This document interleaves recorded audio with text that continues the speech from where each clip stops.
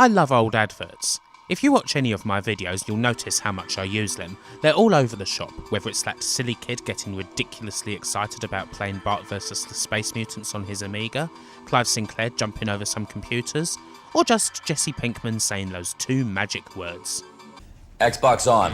They always make for good video filler. To be honest though, they could make an interesting subject on their own, and that's what I'm hoping to achieve here.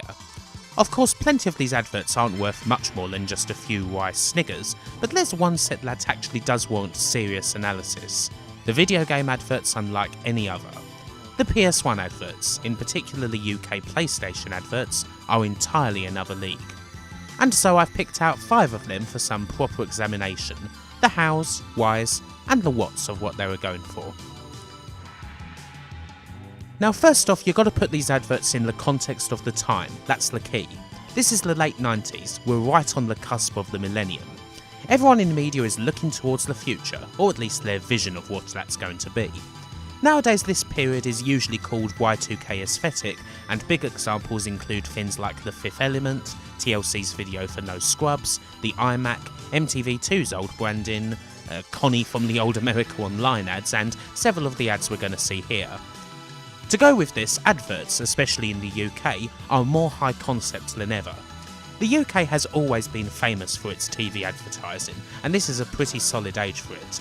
Some of the ads we're going to see make more sense when you realise they share space with, say, Guinness's legendary surfer campaign, or any you know when you've been tangoed ad. The philosophy isn't just based on ads selling products, it's based on ads catching attention, creating conversations, and then selling products, whether they're funny, dramatic, or just flat out weird.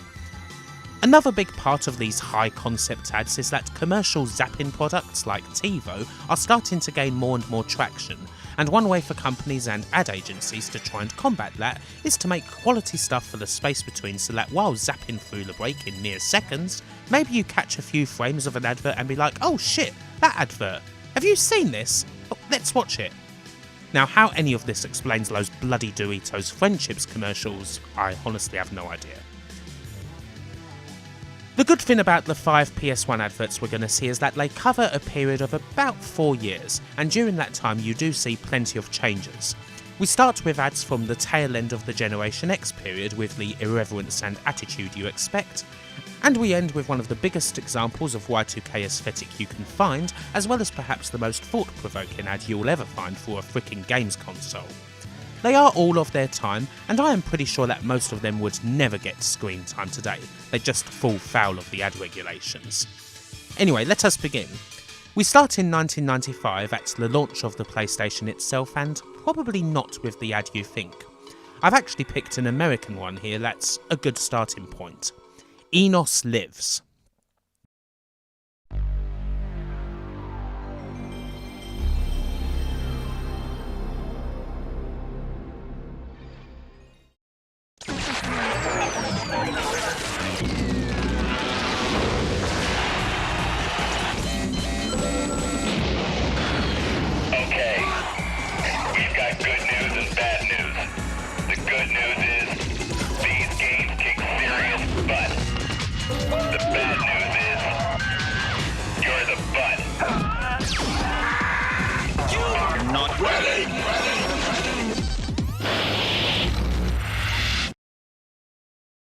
So on one hand there seems like a lot to unpack here, but on the other there really isn't. This commercial happily works in the similar space of plenty of game commercials at the time, in that they bombard you with split-second cuts and too much information to handle because, as the commercial says, you can't handle it.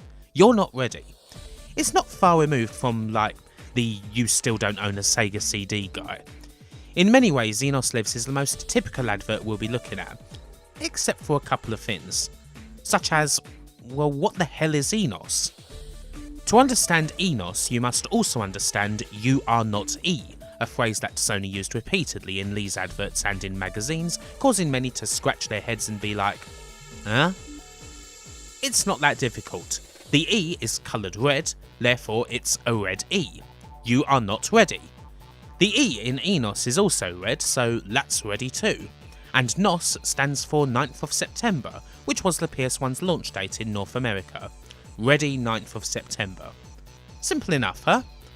At this time, power was the biggest tenet of console advertising. It had been since Now You're Playing with Power, and obviously it was at a height during the bit wars of the 1990s. It's all very masculine. You can't handle the PlayStation, it'll blow your socks off. Are you sure you can handle it? Well, why don't you just go ahead and find out? It's classic bait, and it worked. No one would remember You Are Not Ready, but they certainly do remember You Are Not E. There were multiple versions of this commercial, seeing as how they were used to promote several launch games, and the nature of them means that there's a few little Easter eggs dotted around. This is undoubtedly the most famous, Saturn Bites appearing for a couple of seconds in the Ridge Racer ad. A straight dig at the competition obviously, and rather funny to see the tables turned on Sega, who are obviously pretty famous for bashing the competition throughout their glory years. This is far from the only message in these videos of course, there's tons of them. Here goes. To go forward, you must go back. This symbol flashing in Battle Arena Toshinden, something that today is a lesser used variation of the transgender symbol. I don't know if they were actually going for that, mind. Down and square in Mortal Kombat 3. If you do this in MK3 on the PS1, you do an uppercut. To go up, you must go down? Gee, I don't know. Maybe it relates to Shiva's fireball. Tekken also has similar tricks, flashing button combos that I'm pretty sure match with the moves on the screen. A list collection from Toshinden. Worship Me, Touch Me There, Love Hurts, Whiplash, Bitch Slap. For some reason the Toshinden advert takes on themes of sadomasochism and female domination. Like to be humiliated by women. Here's your dream date. Now I don't recall Battle Arena Toshinden ever asking me for a safe word, but there you go. NFL Game Day has crunch time, big boys and juice flashing up in the space of a second. It is still quite funny how these typical power adverts have all these underlying subtle and not so subtle sexual undercurrents. Finally, in a considerably less sexual Easter egg, here's a cheat code for Wipeout that allows you to access a secret 7th track. All of these kind of typical ads are breakneck montages of stock footage, game footage and text, and one could spend lots of time trying to unpack all of it. Although it would be fairly fruitless seeing as most of it is simply the ad guys, in the words of Kanye, going gorillas. It doesn't mean anything, but it's provocative, it gets the people going. And ultimately out of all this you pick up on the You Are Not Ready slogan, which is much more explicit on television. Nowadays it's all very look at me, look at me, look at me. But hey ho. Core message, the PlayStation is powerful, delivered in a quite newish but still traditional games advertising way. In the UK at around the same time we had an advert with a similar message but delivered in an entirely different fashion. SAPS.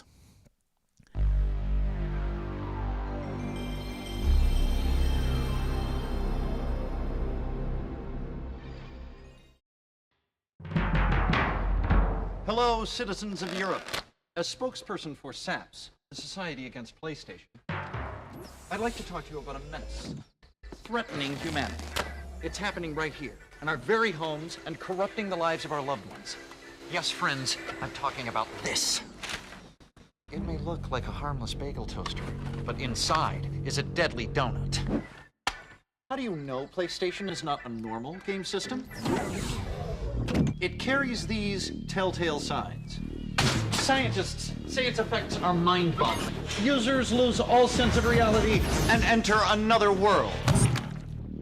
Here we have a normal, healthy young man. And here we have a fellow who's been experimenting with PlayStation for only a few minutes. Proof that we SAPs must be on our guard. Remember, do not underestimate the power of PlayStation. The Society Against PlayStation. Again, what we have here is quite a Gen X tinged commercial. The SAPS represent all that's good, wholesome and conservative, and they're angry about the PlayStation, which is the opposite and therefore the alternative. SAPS is the establishment. Obviously this also feeds directly into conservative convention about video games, not necessarily about video game violence or anything like that, but about how video games will erode your brain and turn you into a monkey. The SAPs yearn for simpler times when everyone played patter cake and watched TV instead. All this and, of course, a funny acronym that describes a foolish, gullible person. So, pretty par for the course still, but definitely executed with panache. There is a big marketing term for what Sony are doing with this advert, and indeed a philosophy that does fit most of Sony's adverts: tribal marketing. As a concept, tribal marketing essentially means that instead of selling a product along more traditional lines, such as say aiming it specifically at an adult or a child or a man or a woman, instead you market it to a mixed group of people who share certain lifestyle choices or common values or various other social relations. This approach is beloved by a lot of marketers because the main thing that marketing wants to create, especially for a product like this, is a community of highly loyal customers. People who don't just buy your brand, but actively defend it and champion it. Are you shaking your head at someone who's just written a 5,000 word screed about why Sony is shite and Xbox is great in the comments? Well, remember that the companies themselves helped to prepare the cult. How do Sony practice this tribal marketing then? It's simple. It is very rare for anyone who is supposed to be the ideal consumer to appear. In ads of old, say for Nintendo, you would always see the ideal consumer, the young, usually male kid. Not really with Sony. SAPS concentrates more on those sets of values. More than that, it does the inverse. It concentrates on a set of values that the intended consumers of the PlayStation stand against. And so it's not really specifically marketed to men or women, adults or children as such in the way that a NES or a Mega Drive were. If you believe that the values that SAPS parodies are bullshit, then the PlayStation may well be for you. With all that said, SAPS is quite a fun little commercial. My favourite part is that the spokesperson for SAPS is literally named Spokesperson, or a deadly donut. And in the end, going back to all the power stuff from the first commercial, it emphasises that slogan: do not underestimate the power of PlayStation. It's a more refined display of the console's power than the first ad, which also didn't have the tribal marketing part down yet, and it's a lot smoother. Although of course this advert would also date quickly as Gen X wound down, therefore Sony needed to make their ad campaigns a little bit more sophisticated. Now, as a quick sidetrack away from the telly, we often mention how the PlayStation managed to lure in adults as well as children, how it convinced people as they grew up that actually they shouldn't just stop playing games as soon as they turned 20 or rented a flat or had a kid. Sony made a concerted effort to make the system cool, and they succeeded. But how? Well, on the marketing side of things, there is one important figure on Sony's UK side who does deserve quite a bit of credit for that: Jeff Glendinning. Glendinning came through in the late 80s, early 90s club scene, and he used that experience to create a marketing strategy for the PlayStation that was flexible and reactive. If anyone wanted PlayStation to sponsor an event, he would be able to get that sorted immediately. He got the PlayStation directly into the nightclubs as well. In 1997 there were over 50 clubs in the UK with dedicated PlayStation rooms, including the Ministry of Sound in London. The aim of things like this was to build community and to create the big conversation around PlayStation. If something like the Ministry of Sound is championing the machine, well that's big, because they're a great influence and opinion maker for a lot of people, and not just people who are in video games. This is also what led to the PlayStation being a sponsor at things like extreme sports events or music festivals, something that to this point hadn't happened at all with games consoles before. Some of this marketing was very underground indeed, very near the knuckle. At the Glastonbury Festival, Sony produced a cardboard flyer with the slogan "More powerful than God" on it, which was actually a quote from Edge magazine. The slogan itself created a bit of controversy on its own, as it would, although it seemed to have another purpose. The flyer was serrated into small sections which could be broken off of it. And by the purest of coincidences, these sections were just about the perfect size for making a roach for your joint. Odd that. Oh, by the way, I was being sarcastic. Anyway, we move on to the later part of the 90s as Sony continued to ride the zeitgeist. As the values and culture have changed, the next advert we're looking at is very different to what we've seen so far. Like, you could say that both ENOS Lives and SAPS, while different in ways to common video game marketing at the time, still had explicit statements of typical gaming power at their core, almost as a sort of safety net that still appealed to the teenage market that most would see as the core one for video games. S.A.P.S, on the other hand, while still using power, takes a different approach to it.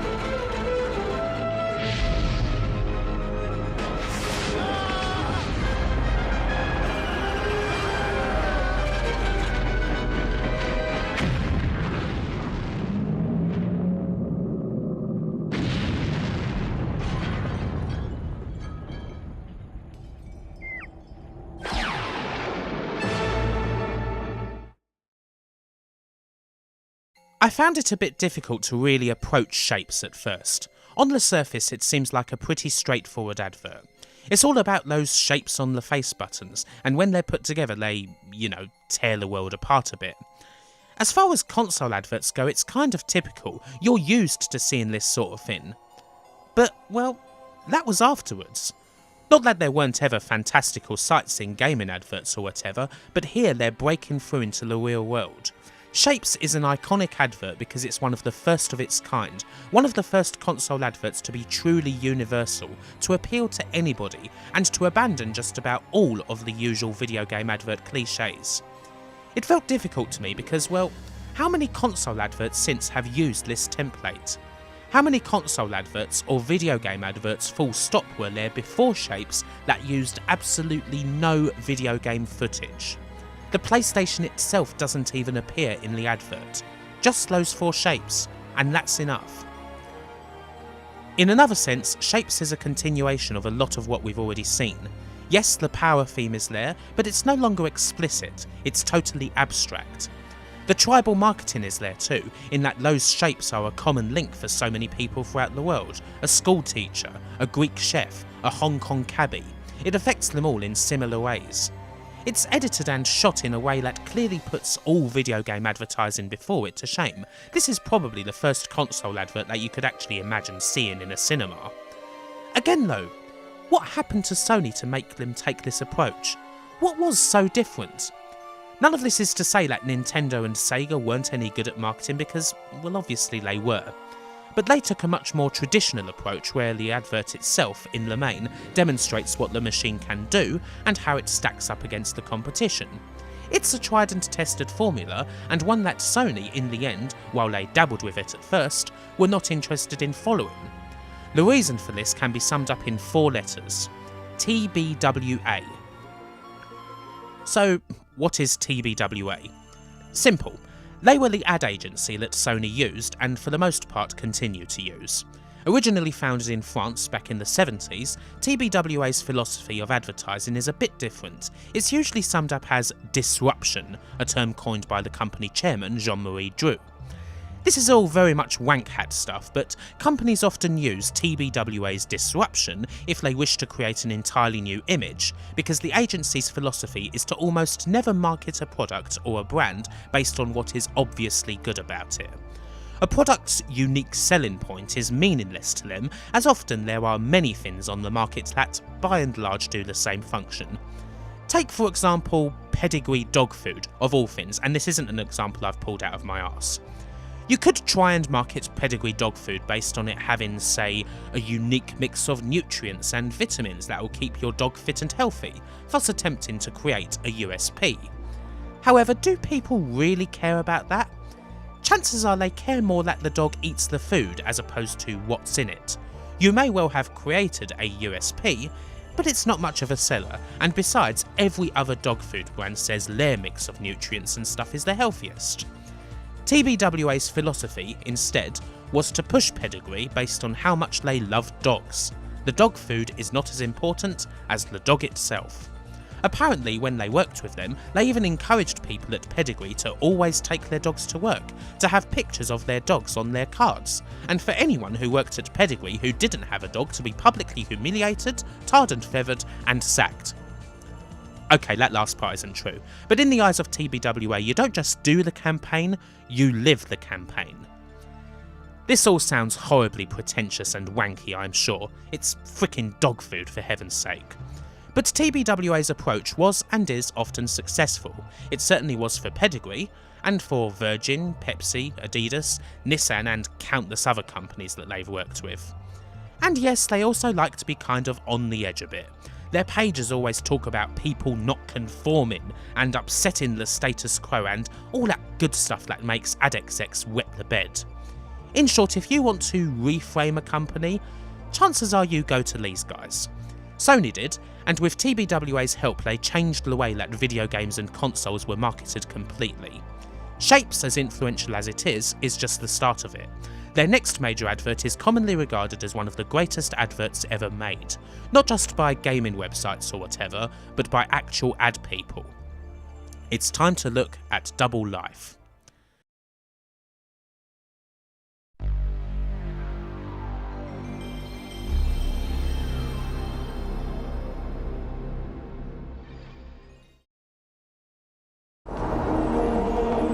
For years I've lived a double life.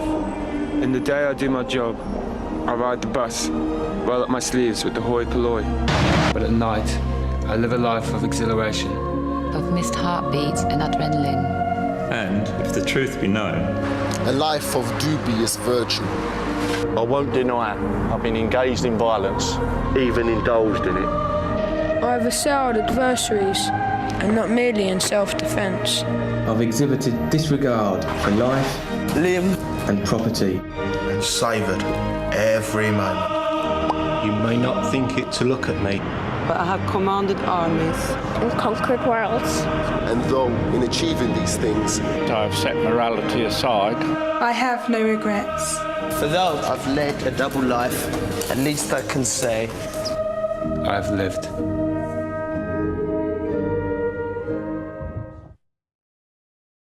Right, well, endless think pieces have already been written on Double Life, so it's hard to know where to start. First up, as you can see plainly, the tribal marketing stuff that I've been talking about is written large here, as so many different people line up to deliver the lines. It's hard to pick the most memorable moment. Is it just that initial shot? Or maybe it's the East End thug and the jump cut to his rather odd mask? Or Ade Adepitan, a Paralympian in basketball who would later be a television presenter, swirling his chair in another fantastic shot? Mind you, we all know that it's obviously I have commanded armies and conquered worlds. I mean, sorry, that's just a fact. Every frame of the advert is as well constructed as ads get, really. It's right up there with the Guinness Surfer advert. Every shot is just so great. I mean, I despise ad breaks in general, but this is the sort of ad that I would stop everything to watch. Now there is a lot of TBWA's envelope pushing in here, of course. This being the full version of the ad, there's a few things you didn't usually see on television. I mean, that one guy with the teenager, that always makes my stomach sink a little. The Wobble is the more obvious bad people play on the System 2 image, but yeah, that bit is creepy. In the end though, the advert treats all the people who appear equally, thus playing with the obvious gamer stereotypes that appear, such as the children or the couch potato. It doesn't matter, they're all playing in the end. Still, what is the purpose of all of it? By now it should be obvious to figure out the core wall of TBWA's approach to advertising the PlayStation.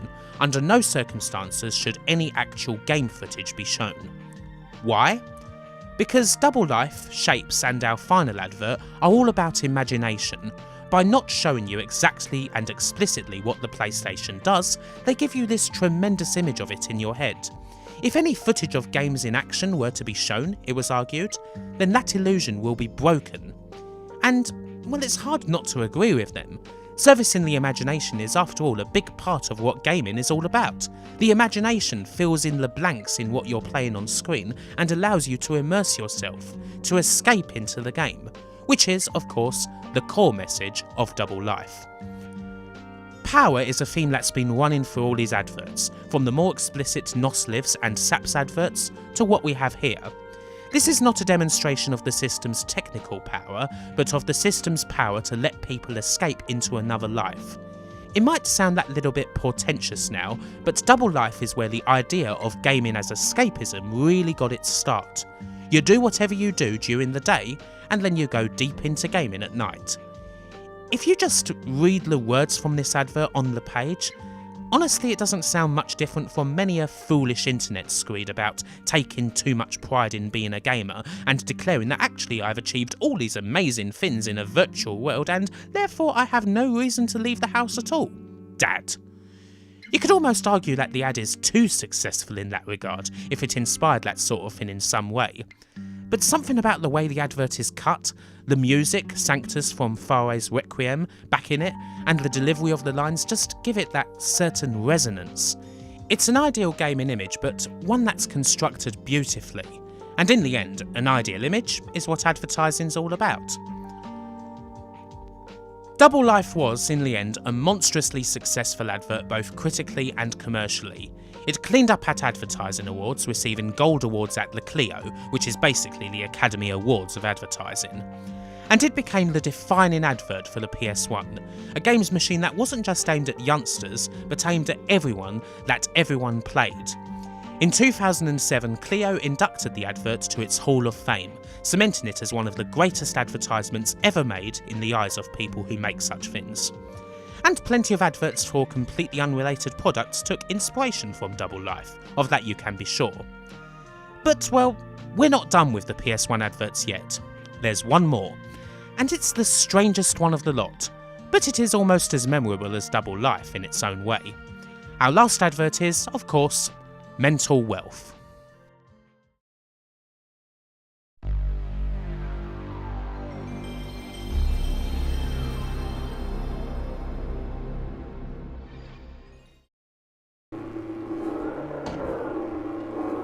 Let me tell you what bugs me about human endeavour. I've never been the human in question. Have you? Mankind went to the moon.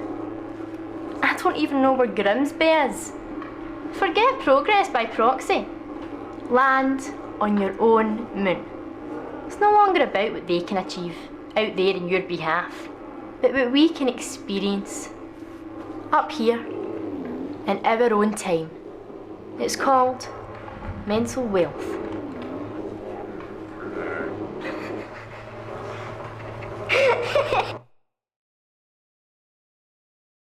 So, who do you turn to if you want some really weird little piece of advertising for your console that still actually means something? There are a few folks, I guess, but in this instance Sony and TBWA went with music video director Chris Cunningham. You may know him from various music videos. Come to Daddy and Window Licker by Aphex Twin are both his, as is the robot Lovin' All Is Full of Love by Bjork, and Square Pusher's Come On My Selector. He's a pretty celebrated director, and these are the sort of videos he makes. Avant-garde videos that still have some sort of narrative, and a tendency to make the music back in the video as diegetic as possible. Even the craziest of breakbeats are given a source in the video. By acknowledging these feathers in his cap, it's a little easier to understand exactly where mental wealth is coming from. To be honest, the script here is fairly irrelevant. A big part of this advert's aim is simple enough: to create a discussion about whether the girl in the advert was real or not. I mean, oh my gosh, just, look at her, huh? Surely she's not real. Anyway, the answer is that several days were spent in post-production distorting various things, making the head bigger, the eyes, shaping out the arms, and yeah, all that sort of shit. The girl in question is named Fifi and was played by Fiona McLean. So, yeah. I'm not sure how well this aspect of the advert has aged, to be honest with you, but then facial distortion is a big part of Chris Cunningham's other work, and truth be told, the animation work here is pretty freaking good. It still looks believable even. Not bad considering that this advert is getting close to 20 years old. Jesus, that makes me feel old. I should also note that when I did an image search for Y2K aesthetic, which I talked about earlier on, Fifi for mental wealth was right there on the first page. The actual message of mental wealth is, if anything, more extreme than Double Life's was: to shun human endeavour and concentrate on what you can experience as an individual. Again, it's all very envelope pushing. Why not just give in to pleasure and thrill seeking? Why bother to moderate it? Chances are fairly good that the people who engineered these adverts never played much of any game at all in their life, but they still managed to boil it all down to an essence and a message that stuck. Thoughts about gaming that stuck, a part of the image of the gamer. Are parts of that message dangerous? Well, yeah, they can be. Games are weird like that in how other comparable forms of media, say films, don't come with such a big and occasionally volatile identity, or rather those aspects of the culture have deadened over time. And with tribal marketing, that's a part of the goal, not just to buy but to champion and defend. I don't know, I mean, maybe I'm putting too much on these adverts. But here's the rub: you either underanalyse adverts and miss the message they're trying to convey, or overanalyse them and forget that they're just adverts. You're never quite able to strike the right balance. They get you coming and going, and all you're eventually left with is just a little titter at the end.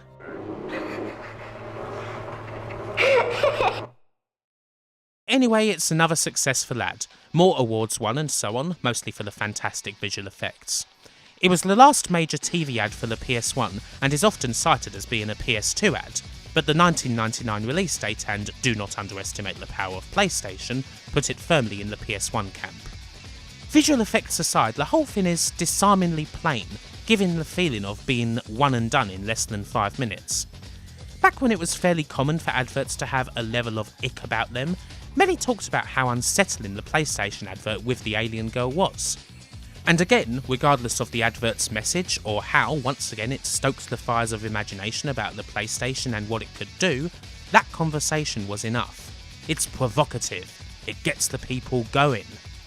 Are all these adverts just empty words, sound and fury signifying nothing? Maybe not. But they most certainly could be. It all depends. It's all bullshit, folks. It's all bullshit, and it's bad for you. And so that's the PS1 adverts. Not to sell them too much or anything, but these adverts basically changed the way that games and gaming systems were marketed forever. When Microsoft entered the fray in the next generation, they followed Sony's example, coming up with the occasional success of their own. As for Sony themselves, well, their own adverts since then have kind of been hurt by diminishing returns. I could easily go on from here and talk about the PS2's adverts, as that generation did have a couple more big successes. The PS3 and PS4? Nah. The touch has been lost somewhat. Sony and TBWA have tried to recapture the essence of these adverts a few times, but it's never worked out. I think they've forgotten what really made them. They've kinda gone too edgy with it. That and the tribe is now so big that it's hard to advertise to them in any way that isn't general. The PlayStation is not the disruptor anymore, it's the establishment. Probably the biggest thing about these adverts though, and the one that is easy to forget, is that they came from a time when it was still easy to capture the imagination. Most of what you saw of games back then was still images in magazines. The internet was gaining traction, and even there for the most part that was images too. Internet video was still in its infancy and pretty crap quality. The only surefire way to see actual footage of games in action was on television, on gaming TV, which had a small core audience and little reach beyond that. With these adverts, Sony were able to bring millions into the world of gaming who either never thought about it much before or were looking for any excuse to keep on playing. I always look on these times with rose-tinted glasses, often wondering if gaming actually was that open and inclusive back then, if it was as big a part of the culture as it seemed to be. That's not easy to answer, but the adverts do still certainly make things seem that way. Bye for now.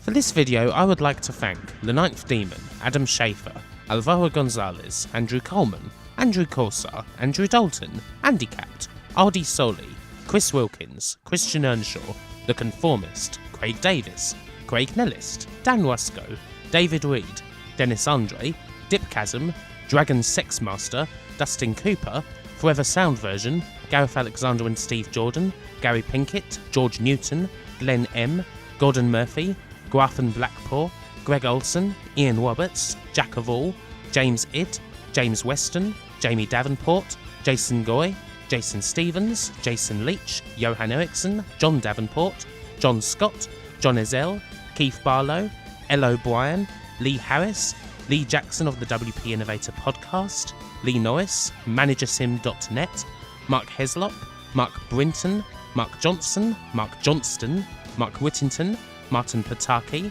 Matt Lee, Meow Meow, Mike Forrest, Mike Siegler, Nanette McCrone, Neil Fitzpatrick, Nicole Ketchum, Novel, Olaf Fulbein, Olaf Jonsson, Paolo Leary, Peter Morris, Peter Sidorn, Phil Tapwog, Piotr, Raccoon Waver, Rachel Maxwell, Richard Bearwell, Robin Banks, Romeo, Russell Hugo, Scott Mittin, Sean Zoltek, Seth Robinson, Shapey Fiend, Simon Gulliver, Simon Urley, Stephen Hornsby, Stuart Ashen, Stuart McCord, Taylor Armand, Tiago Pereira dos Santos Silva, Tim Lintz, Tom Reddy, Tony Moore, Twisted Squote, V. Shardy, XP Coin, Jan Best, The Youngest Retro Gamer, and Zach Roach.